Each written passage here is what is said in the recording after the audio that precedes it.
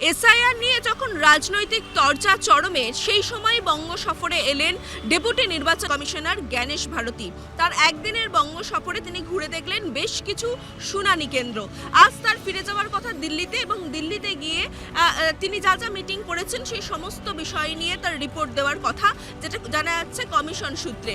সেই জায়গা থেকে গতকাল আমরা দেখেছি ডিওদের সঙ্গে তিনি মিটিং করেন, সিও দপ্তরের আধিকারিকরা ছিলেন সেই মিটিংয়ে, এবং সেই মিটিং থেকে বেশ কিছু তথ্য উঠে আসছে নির্বাচন কমিশন সূত্রে।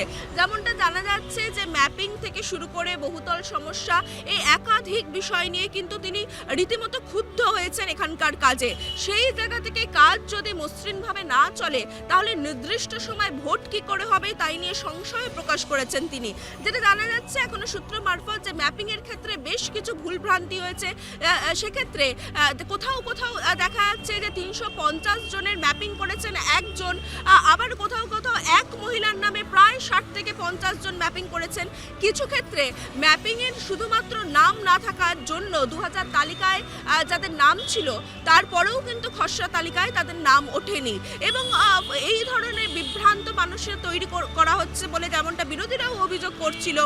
সেই জায়গা থেকে আরও জানা যাচ্ছে যে কমিশনের যে প্রামাণ্য নথি হিসেবে যে 13টি তালিকার লিস্ট তুলে দেওয়া হয়েছিল কমিশনের তরফে, সেই লিস্টের বাইরে গিয়েও বিভিন্ন সময় ভোটারদের কাছ থেকে অন্যান্য নথিও চাওয়া হচ্ছে। এই ধরনের ঘটনা কেন ঘটছে সেটা নিয়ে রিপোর্ট চাওয়া হয়েছে, এবং দ্বিতীয়বার যদি এই ধরনের অভিযোগ সামনে আসে তাহলে কমিশনের তরফে সেই নির্দিষ্ট ডিও বা বিএলওদের বিরুদ্ধে কিন্তু ব্যবস্থা নেওয়া হবে, এটা একেবারে স্পষ্ট করে দেওয়া হয়েছে কমিশনের তরফে।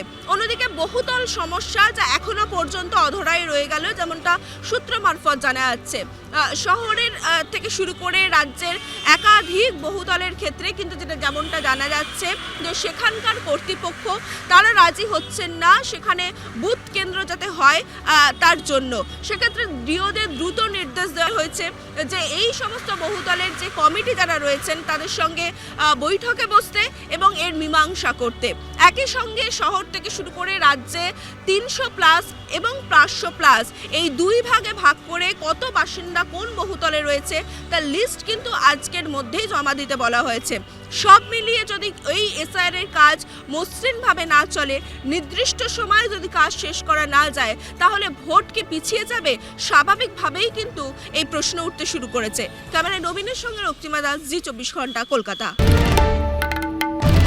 বাংলার আওয়াজ, বাঙালির আবেগ, জি24 ঘন্টা।